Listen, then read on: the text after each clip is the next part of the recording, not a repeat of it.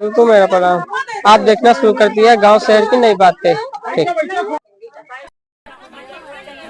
देखिए, यहाँ आप देख रहे हैं जिस तरीके से लखनऊ एयरपोर्ट अथॉरिटी अडानी ने जिस तरीके से यहाँ के किसानों की जमीन छीनने का काम किया है, उसी के विरोध स्वरूप यहाँ पर 2 बार पंचायत हो चुकी है। यहाँ के किसान पिछले 3 महीनों से धरने पर बैठे हैं और संगठन ने समर्थन दिया है और किसानों ने संगठन पर विश्वास जताया है। इसलिए हम लोग यहाँ आए हैं। किसी भी कीमत पर अडानी ग्रुप को इस जमीन पर कब्जा नहीं करने दिया जाएगा जब तक समस्त किसानों को मुआवजा नहीं दे दिया जाएगा।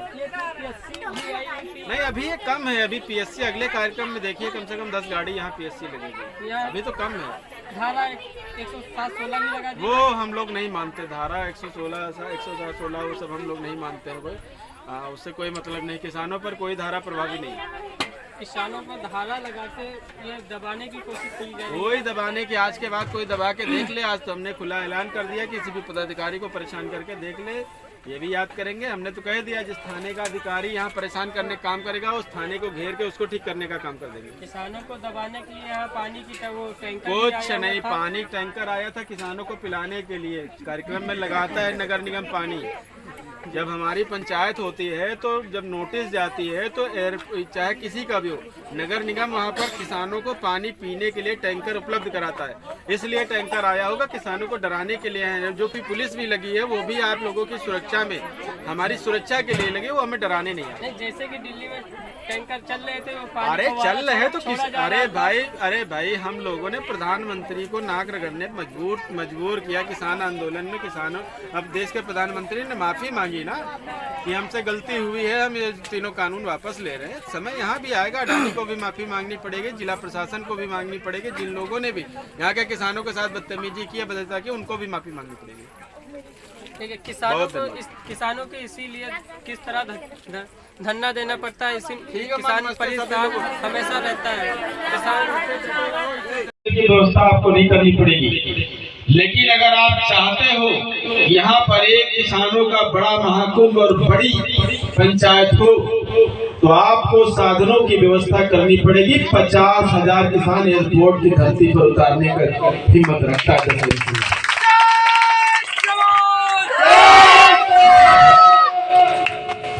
50,000 किसान आपको समर्थन करने के लिए अडानी के इस एयरपोर्ट पर इकट्ठे होंगे। हम अकेले नहीं। जिस तरीके से संगठन का बैनर आपके साथ आ गया, तो हमारे साथ जो मोर्चा बना हुआ वो सभी लोग आपकी मदद करने के लिए आए। अगर ये यहाँ किसी दिन भी, पिछली बार में माइक की व्यवस्था ठीक नहीं थी, हम अच्छे से अपनी बात नहीं रख पाए। अगर प्रशासन को, यहाँ की पुलिस को, तहसीलदार, एसडीएम को या एयरपोर्ट अथॉरिटी को ये लगता हो कि यहाँ पर पुलिस खड़ी करके और बाउंसर लगाकर, वकीलों की फौज खड़ी कर कब्जा कर लेंगे, तो हर एक वकील के सामने कम से कम 25-25 किसान लाठी लेकर खड़ा होगा। हमारी आपसे कोई लड़ाई नहीं प्रशासन से, एयरपोर्ट अडानी से, लेकिन अगर हमारी जमीन को बिना मुआवजा दिए छीनने का प्रयास किया तो लाठी अडानी के जितने भी लोग आए उनके मुंह में गुजरने की भी क्षमता किसान रखता है। इस बात को कोई हल्के में लेने की कोशिश मत करे। और जिस दिन यहाँ हरकत में प्रशासन आएगा, उत्तर प्रदेश के 25 जिलों में सड़कें जाम करवाने की हिम्मत दशहरी संगठन रखता है।